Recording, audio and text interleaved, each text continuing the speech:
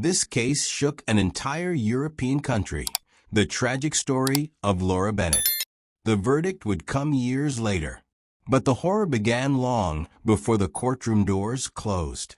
The man accused of killing 18-year-old Laura Bennett was sentenced to 17 years in prison. His mother received 2 years for helping conceal the crime. On July 30, 2014, investigators arrived at a forested area on the outskirts of Warsaw, Poland. The ground still smelled of smoke. A massive fire had burned here not long before. Among the blackened branches, ash, and scattered debris, forensic experts discovered something chilling: small fragments of human bone. Just a few meters away, beneath a thin layer of soil, they uncovered a buried plastic bag. Inside were severely damaged biological remains and burned pieces of personal belongings. This discovery marked the end of a 12-day search. For nearly 2 weeks, police and volunteers had been searching for Laura Bennett, a teenager who vanished without a trace. Investigators would later confirm that this forest clearing was the site of a deliberate attempt to erase a human body from existence. Fire was used. Mechanical force followed. Everything was done to destroy any evidence that could lead to identification. By the time the remains were found, the main suspects were already in custody. They were 26-year-old Daniel Kruger and his 49-year-old mother, Anna Kruger. According to the investigation, it was they who transported the body to this location. At the scene, experts recovered not only the remains, but also items directly linked to the suspect themselves. The condition of the fragments made visual identification impossible. Only a lengthy and complex DNA analysis could confirm the victim's identity. However, the combination of evidence found in the forest and items previously discovered in the Kruger apartment was enough to formally charge both suspects. Daniel and Anna Kruger were taken into pre-trial detention. The scene told a disturbing story. The destruction of evidence had not been rushed. It had been methodical. Not only clothing was burned, pieces of furniture and interior materials were fed into the fire. Bones were crushed and broken apart in an attempt to accelerate their disappearance. Investigators would later document that Daniel Kruger believed the absence of a body would make prosecution impossible. He was wrong. The ash left behind in the forest became the key to the case, one that would soon expand into multiple criminal proceedings. To understand how it all began, investigators had to return to the events of July 17, 2014. That evening, Laura met with her mother, Maria Bennett. They spent time together in the room Laura was renting, talking about her future and her plans to apply to university. Late that night, Maria left the city, leaving her daughter alone. Before parting, they agreed to speak the next morning and go to the beach together. That call never happened. The first warning sign appeared early the next morning. Maria called Laura. There was no answer. The phone was still active. By midday, it went silent. By evening, when Laura remained unreachable, Maria knew something was terribly wrong. Laura was disciplined. She always warned her family if her plans changed. This silence was not normal. Early the next morning, Maria went to her daughter's rented room. Using her spare key, she opened the door. The room was empty, but it looked as though Laura had stepped out only moments earlier. On the desk stood an open laptop, still running. Her personal belongings, documents, and the clothes she planned to wear that day were untouched. A call to Laura's workplace confirmed the worst. She had not shown up for her shift. She had not called. She had not explained. That same day, Maria reported her daughter missing. She pointed investigators to the laptop, an unusual and unsettling detail. Police began examining Laura's digital life, and within her social media messages, they found a conversation with a man using the name David Klein. The final messages were sent the night Laura disappeared. They contained an address and a meeting time by midday on July 19th. Investigators finally obtained their first clear direction.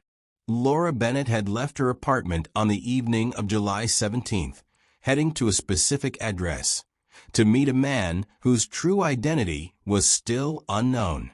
Once the destination mentioned in the messages was identified, investigators turned to the analysis of Laura's mobile phone activity. Call records revealed a disturbing pattern. Immediately after her mother left the city, Laura began actively calling Daniel Kruger. In total, 6 calls were recorded. The first call was made while Laura was still inside her rented room. The next 5 calls, according to mobile tower data, showed movement along the metro line. This became direct evidence that Laura had accepted the invitation and was traveling to the address she had been given. After obtaining Daniel's number from the call logs, Maria Bennett called him herself. The man confirmed that he had known Laura and that they had been communicating online. However, he claimed that Laura never arrived at his place. That statement did not withstand technical scrutiny. Billing and geolocation data told a different story.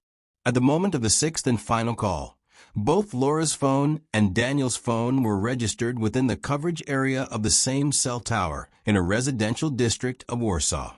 This meant Laura was only a few hundred meters from his apartment building. Shortly after this call, following Daniel's conversation with Laura's mother, his phone was deliberately switched off.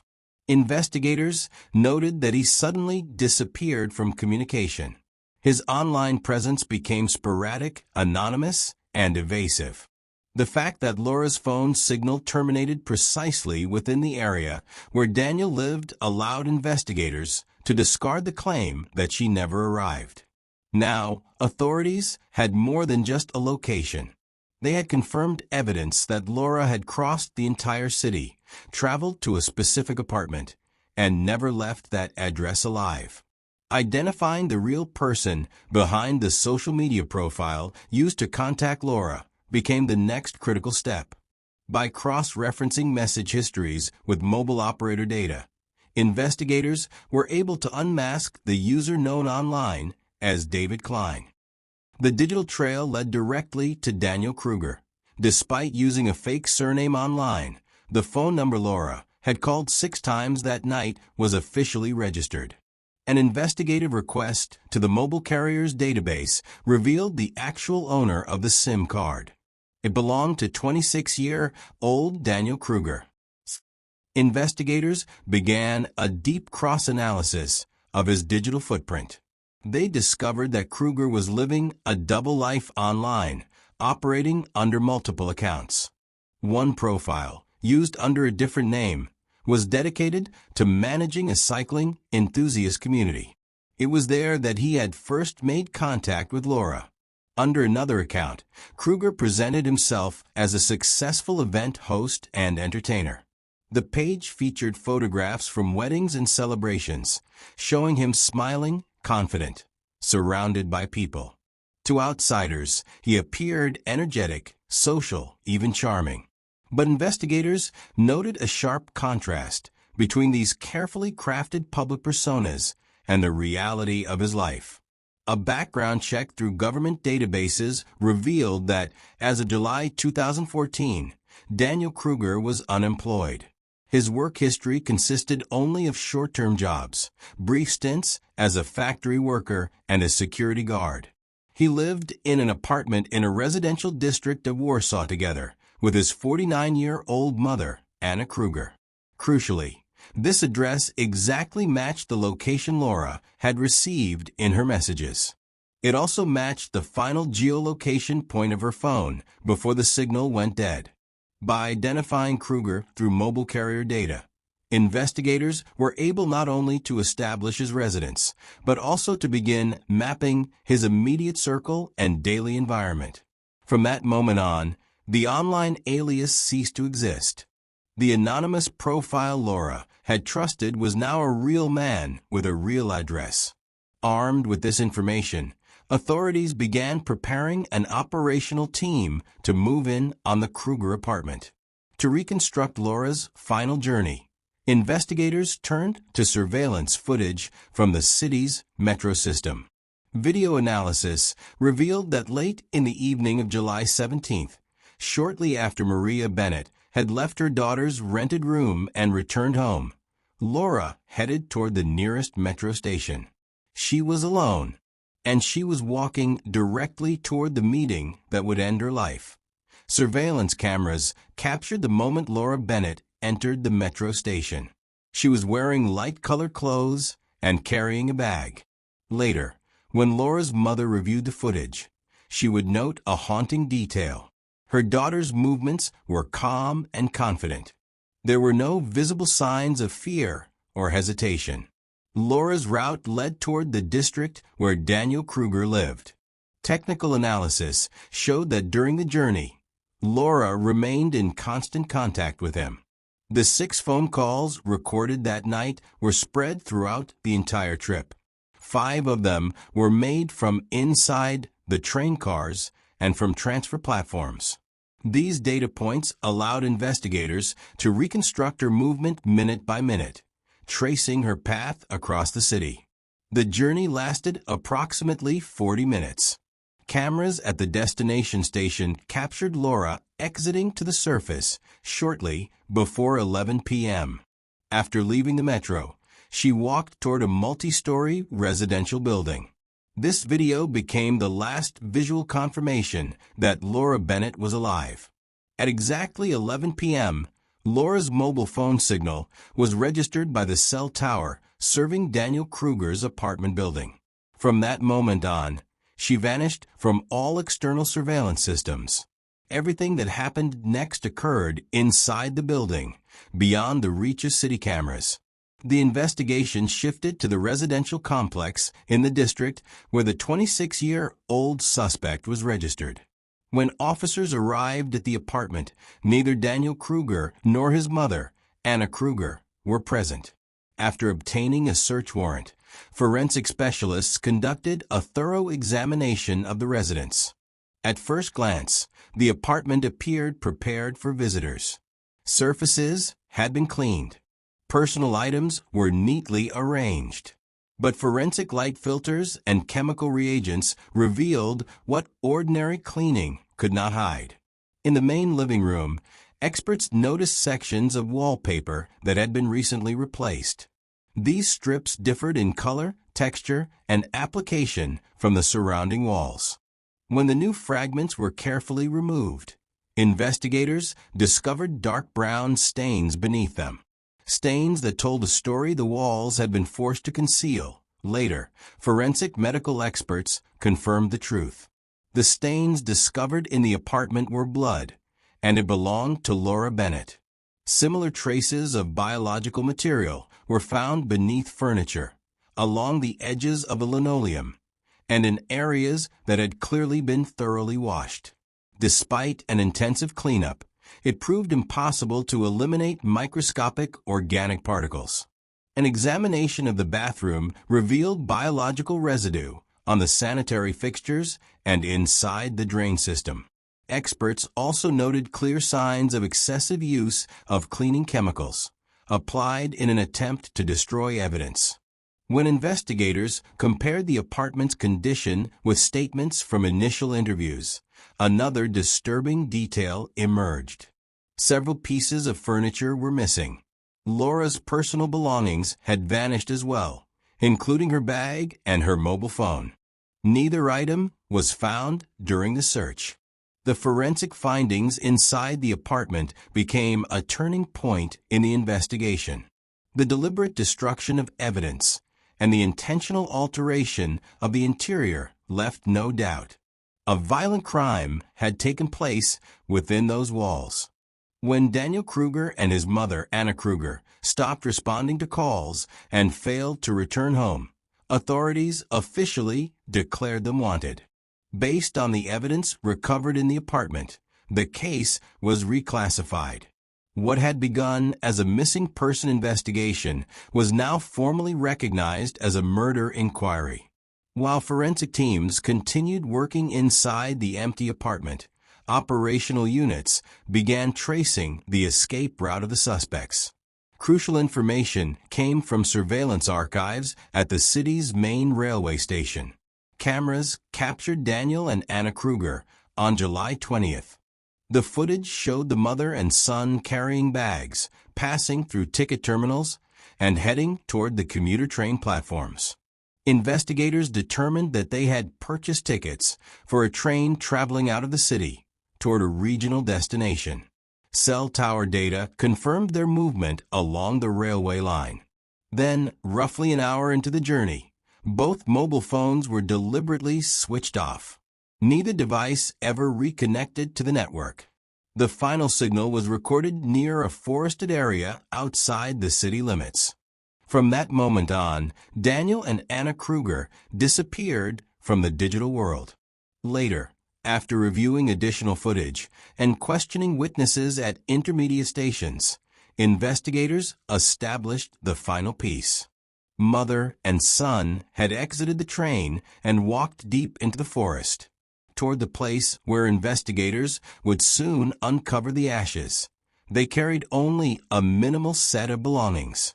Case files later noted that Anna Kruger had taken from the apartment only basic necessities and a Bible. For 3 days, mother and son remained in the forest. They made no contact. They used no bank cards. They effectively vanished. During this time, they stayed within the same wooded area where forensic experts would later confirm the presence of Laura Bennett's remains, along with traces of a destroyed sofa, burned and dismantled in an attempt to erase evidence. The Krugers' disappearance into the forest significantly complicated the search. Police launched extensive ground operations, combing the area. For several days, the trail went cold. It was only on July 23rd that investigators received operational intelligence. Daniel and Anna Kruger had been spotted in a small town outside the city, where their relatives lived. The escape route that began at the Central Railway Station had ended at the home of Daniel's grandmother, a temporary refuge chosen before law enforcement could locate them. Shortly after their presence was confirmed, both were detained. Daniel and Anna Kruger were immediately transported back to the city and delivered to the investigative committee headquarters.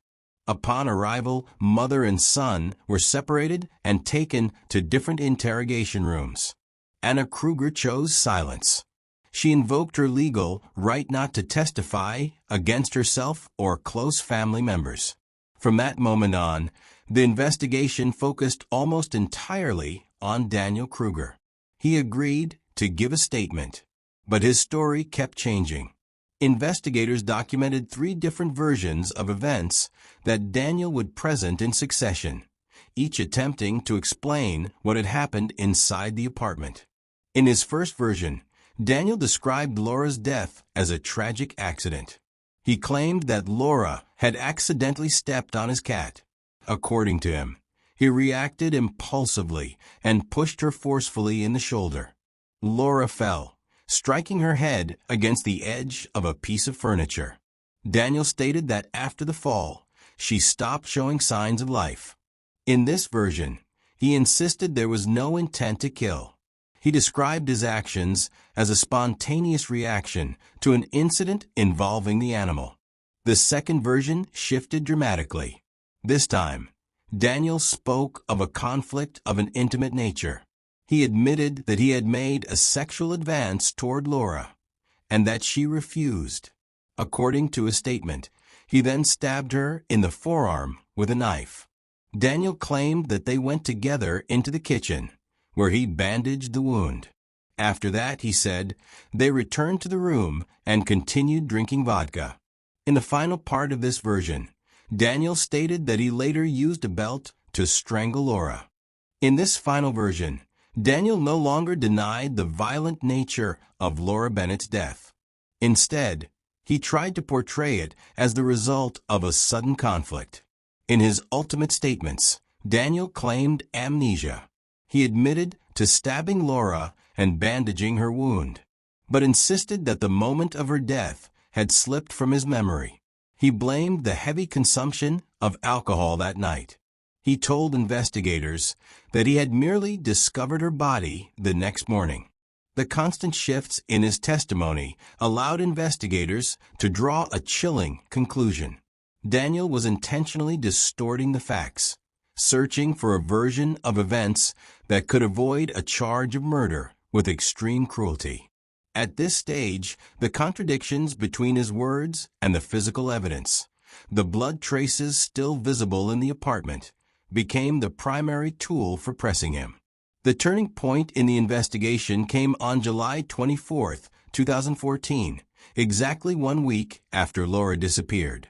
Under the weight of the evidence collected in the apartment, Anna Kruger was the first to confess. She revealed that she had helped her son cover up the crime, and she disclosed the location in the forest near the Northern Cemetery, where they had disposed of Laura's remains and other belongings. That same day, the investigative team organized a forensic experiment on site. Under escort, Daniel and Anna were brought to the wooded area near the city's Ring Road. During the reenactment, Daniel gave a detailed account of the route. On July 19th, he transported the body and parts of a dismembered sofa to the forest, where he built a bonfire. Investigators confirmed that after destroying the bulk of the evidence, mother and son did not return home, but instead remained in the forest for 3 days. From July 19th to 22nd, they hid in the underbrush, with the Bible as their only source of solace, before finally heading to the train station to escape to the small town where their relatives lived. When forensic teams examined the site indicated by Daniel, they discovered the charred remains of the fire. Among the ashes were metal springs and clamps, remnants of the sofa transported from the apartment. Investigators also found a bag lock and fragments of light-colored fabric that had belonged to Laura. 5 meters from the bonfire, beneath layers of soil and branches, forensic experts uncovered a buried plastic bag. Inside the plastic bag, investigators found ash and small fragments of bone, remnants that Daniel Kruger had preliminarily chopped with an axe. The discovery of the bag marked the end of a 7-day search. A rapid forensic genetic analysis soon confirmed the grim truth. The bone fragments belonged to 18-year-old Laura Bennett. Elements of the apartment furniture burned in the fire tied the crime scene directly to the Krugers' residence. From that moment on, Daniel Kruger was formally charged with murder with extreme cruelty, and his mother, Anna Kruger, with aiding and abetting. The investigation reconstructed the disposal of the large pieces of evidence. Through a combination of witness testimony and technical analysis of call logs, it was established that Daniel had spent nearly a full day preparing the sofa for transport. Using an axe and a handsaw, he disassembled the furniture in the living room, reducing it to wooden fragments, foam, and fabric. These pieces, soaked with Laura's blood, were carefully packed into several large synthetic bags and suitcases. The journey to the forest was not made on public transport. Instead, Daniel called a taxi to the front of his apartment building on the morning of July 19th. The driver, later identified and interviewed as a witness, recounted the events. He helped load the heavy, bulky bags into the trunk and onto the back seat. When asked about the contents, Daniel told the driver it was old belongings and junk that needed to be taken to a cottage. Mother and son exited the vehicle near the city's Ring Road, not far from a forest, where the bonfire would later be discovered.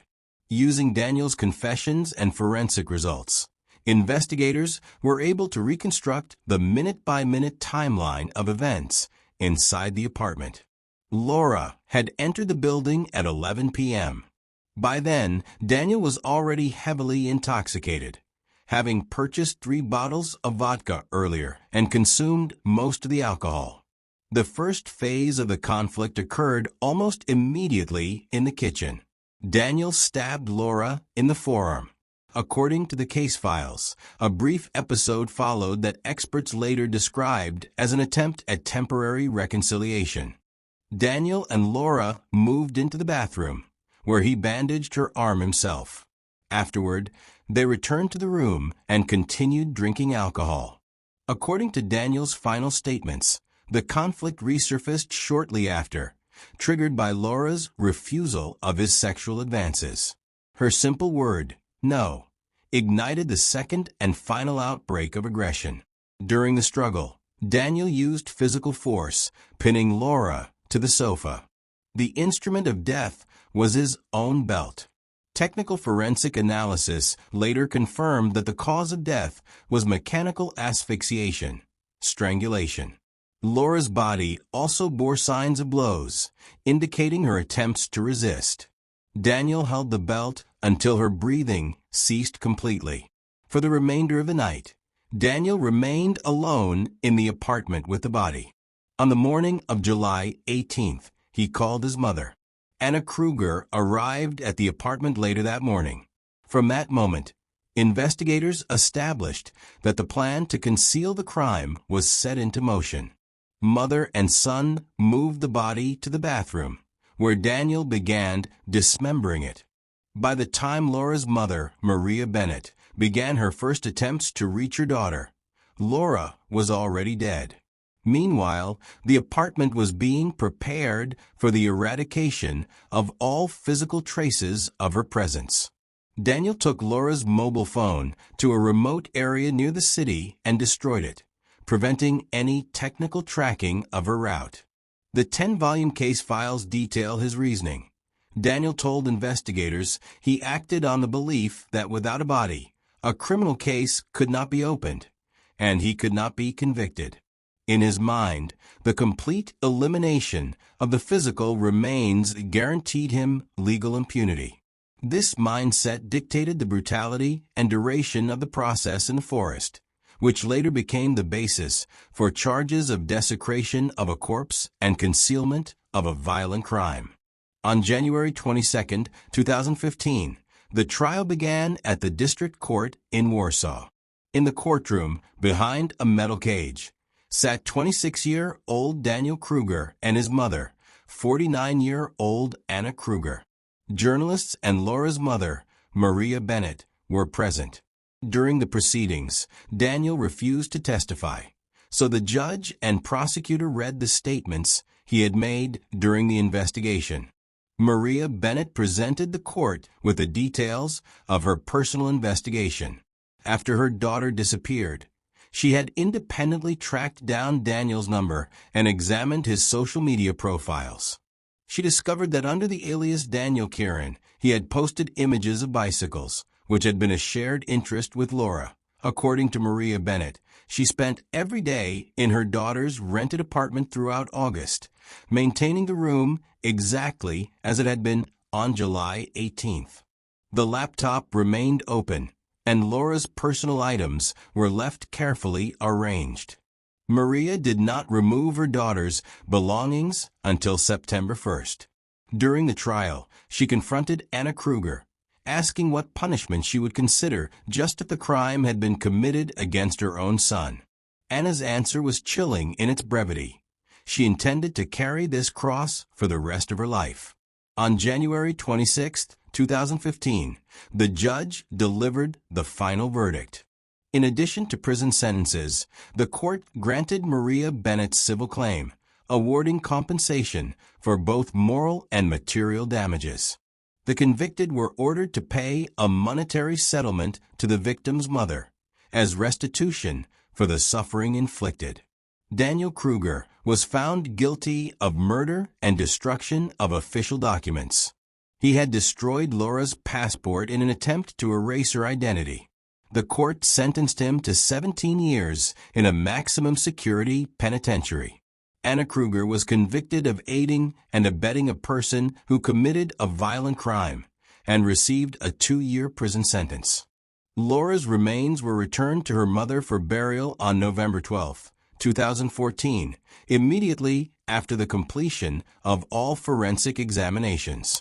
With that, the legal chapter of Daniel and Anna Kruger's case was officially closed.